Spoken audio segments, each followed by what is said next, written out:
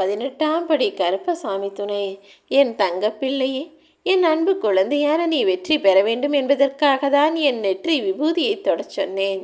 அவ்வளவு சுலபமாக நான் யாருக்கும் வாக்கு கொடுப்பதும் குறி சொல்வதும் கிடையாது என தெரிந்த போதும் கூட நான் உனக்கான நல்லதை சொல்வேன் என நம்பி காத்திருக்கிறாய்.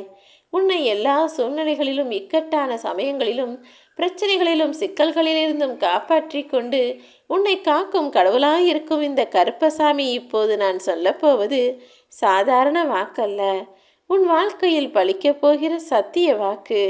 ஆம் என் தங்கமே, எப்போது நான் வாழ்க்கையை சந்தோஷமாய் அனுபவித்து வாழ்வேன், மற்றவர்களைப் போல என் வாழ்வில் எப்போது நிம்மதியும் மகிழ்ச்சியும் ஆரோக்கியமும் செல்வமும் வந்து சேரும் என பல எதிர்பார்ப்புகளோடு காத்திருக்கும் உனக்கான வெற்றி செய்திதான் இப்போது நான் கொண்டு வந்திருக்கிறேன்.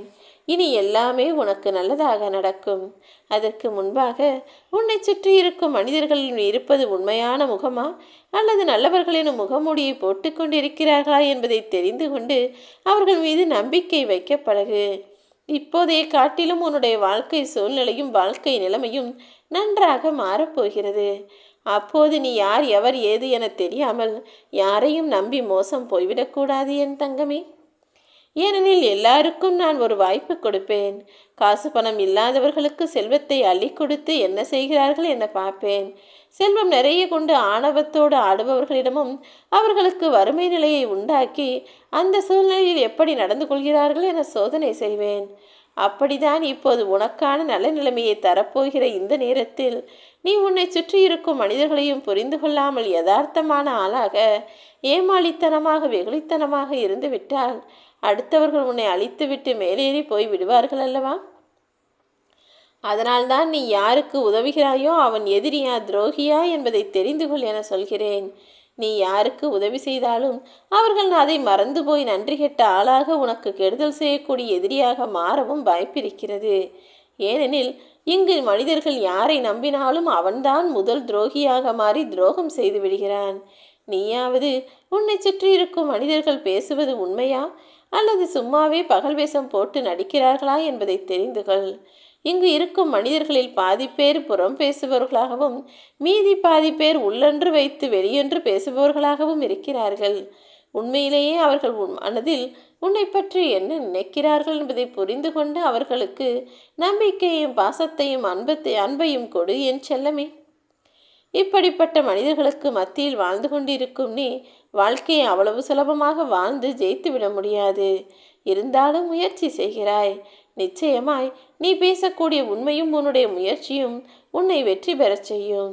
எந்த சூழ்நிலையிலும் எவ்வளவு கஷ்டத்திலும் பொய் சொல்லி தப்பித்து விடலாம் என யோசிக்காதே. அதற்கு பதிலாக நீ உண்மையை சொல்லி மாட்டிக்கொண்டாலும் பரவாயில்லை. ஏனெனில் உண்மை அப்பொழுது மட்டும்தான் உன்னை கஷ்டப்படுத்துமே தவிர அதற்கப்புறம் நிம்மதியாய் வாழலாம். ஆனால் பொய் என்பது அப்போதைக்கு உன்னை சந்தோஷப்படுத்துமே தவிர அதற்கு பிறகு ஒரு நாள் ஒரு நொடி கூட நீ நிம்மதியாய் வாழும்படி விட்டுவிடாது என் செல்லமே. பொய் உன்னை வாழ விடாது, உண்மை உன்னை சாக விடாது. அதனால்தான் எப்போதும் உண்மையோடு பேசக்கூடிய ஆளாக இருக்கச் சொல்கிறேன்.